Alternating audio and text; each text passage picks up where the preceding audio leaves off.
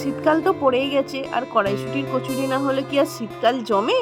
তাই দেখো 1.5-2 কিলো কড়াই নিয়ে বসে গেছি। ছাড়ানো প্রায় কমপ্লিট। কড়াইটা ছাড়ানোর পর দেখো ধুয়ে পুরো রেডি করে রাখলাম। কড়াইশুঁটি ধোয়াগুলো মিক্সিতে পেস্ট করব, তার সাথে 4 টুকরো আদা আর 4টে কাঁচা লঙ্কা একসাথে পেস্ট করে নিয়েছি।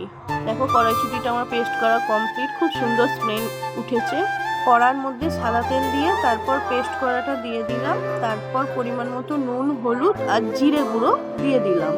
পরিমাণ মতো সোয়া সস আর টমেটো সস দিয়ে বেশ কিছুক্ষণ নাড়াচাড়া করে পরিমাণ মতো আবার অল্প সামান্য একটু চিনি দিয়ে আবার নাড়াচাড়া করে দেখো আমার পুর মোটামুটি রেডি। এই দেখো আমার পুর তো হেভি হয়ে গেছে। এইদিকে মা ময়দা মাখতে বসে গেছে।